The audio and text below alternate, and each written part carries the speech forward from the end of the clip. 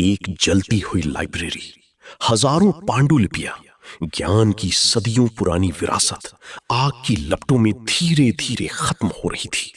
लोग भाग रहे थे, चीख रहे थे, लेकिन कोई उस आग को नहीं बुझा पा रहा था, क्योंकि वो सिर्फ इमारत नहीं जल रही थी, वो ज्ञान जल रहा था जो दुनिया को सदियों आगे ले जा सकता था। इतिहास इसे एक घटना कहता है, लेकिन सच्चाई इससे कहीं ज्यादा खतरनाक है, क्योंकि उसी आग में दफन हो गए वो रहस्य जिन्हें अगर दुनिया जान लेती तो शायद आज विज्ञान का नक्शा ही कुछ और होता। और सबसे डराने वाली बात, उस ज्ञान का जन्म भारत में हुआ था। आज हम जिन चीजों पर गर्व करते हैं, AI, computer, medical science, space technology, क्या हो अगर मैं आपको बताऊं कि इन सब की नींव हजारों साल पहले भारत में रखी जा चुकी थी। लेकिन फिर सवाल उठता है, अगर भारत इतना आगे था तो ये ज्ञान गायब कैसे हो गया? क्यों हमें ये सब स्कूल में नहीं पढ़ाया गया? और क्या ये सिर्फ इतिहास की गलती है या जानबूझकर छुपाई गई सच्चाई? आज हम उस अंधेरे में उतरेंगे जहां सच और इतिहास के बीच की रेखा धुंधली हो जाती है। जिसने ब्रह्मांड की भाषा बदल दी। कल्पना कीजिए, आपके पास कोई संख्या ही नहीं है, आप गिन नहीं सकते, आप माप नहीं सकते, आप भविष्य की गणना नहीं कर सकते, और सबसे बड़ी बात, आप कुछ नहीं को भी व्यक्त नहीं कर सकते। यही था दुनिया का हाल जब तक भारत ने शून्य को जन्म नहीं दिया। आर्यभट्ट ने पहली बार इस विचार को समझाया, लेकिन असली क्रांति तब आई जब ब्रह्मगुप्त ने शून्य को नियम दिए।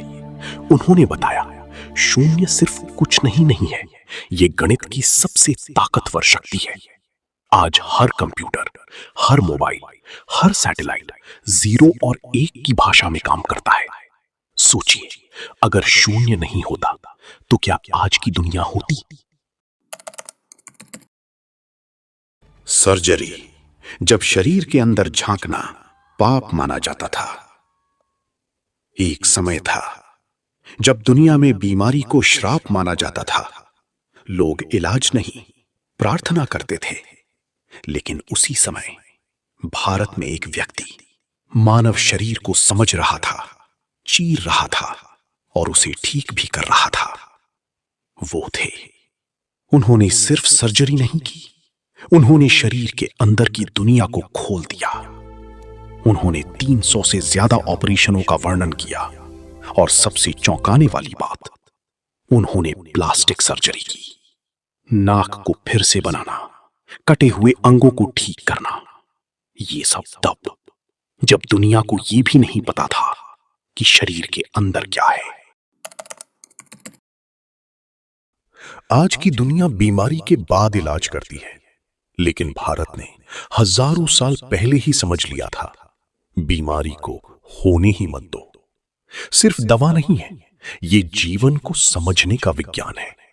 आयुर्वेद ने बताया, शरीर, मन और आत्मा अगर असंतुलित हो जाएं, तो बीमारी जन्म लेती है, और अगर संतुलन बना रहे तो इंसान स्वस्थ रहता है।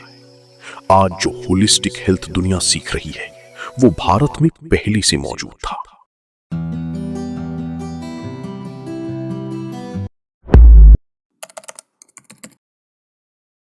खगोल विज्ञान, जब भारत ने आकाश को पढ़ लिया।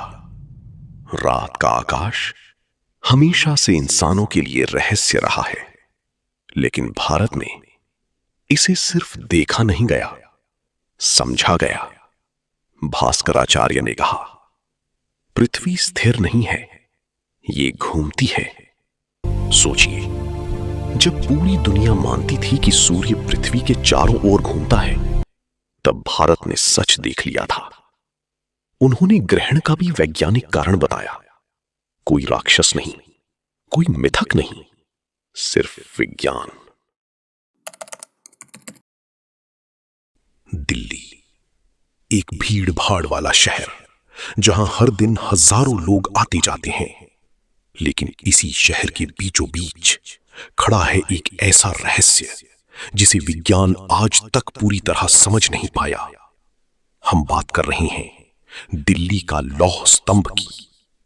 करीब 1600 साल पुराना यह स्तंभ आज भी वैसा ही खड़ा है जैसा हजारों साल पहले था। ना जंग, ना क्षरण, ना कोई बड़ी टूट फूट। अब जरा सोचिए, आज के समय में जहां आधुनिक तकनीक के बावजूद लोहे में कुछ सालों में जंग लग जाती है, वहीं ये स्तंभ सदियों से बारिश, धूप, तूफान सब कुछ झेल रहा है, फिर भी अड़िग खड़ा है। आखिर कैसे? वैज्ञानिकों ने जब इसकी जांच की तो एक चौंकाने वाली बात सामने आई। इस लोहे में फास्फोरस की मात्रा ज्यादा है और इसमें आधुनिक लोहे की तरह सल्फर या मैंगनीज बहुत कम है। इस खास संरचना की वजह से इसकी सतह पर एक पतली परत बन जाती है जिसे पैसिव प्रोटेक्टिव फिल्म कहा जाता है। यही परत इसे जंग से बचाती है। लेकिन कहानी यहीं खत्म नहीं होती, क्योंकि असली सवाल ये है, हजारों साल पहले था, बिना आधुनिक लैब और मशीनों के भारत के कारीगरों को यह तकनीक कैसे पता थी?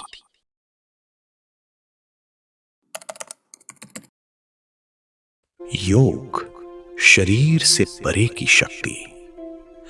आज लोग योग को फिटनेस समझते हैं, लेकिन सच इससे कहीं गहरा है। शरीर को नहीं, चेतना को बदलता है।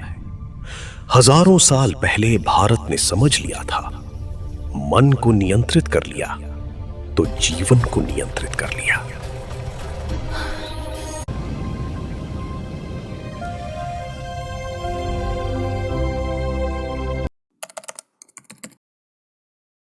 वो विश्वविद्यालय जिसे दुनिया भूल नहीं सकती।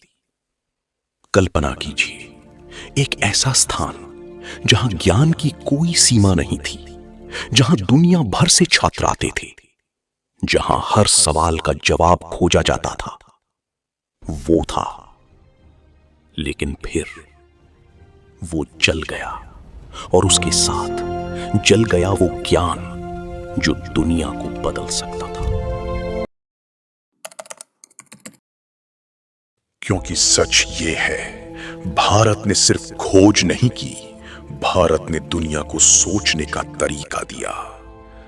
लेकिन जब एक सभ्यता अपनी ही कहानी भूल जाती है तो उसका भविष्य धीरे धीरे अंधेरे में खो जाता है।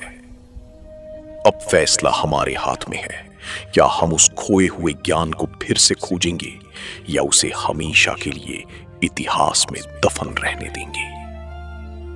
इतिहास ने जो छुपाया वो सच आज भी जिंदा है, बस उसे देखने की हिम्मत चाहिए।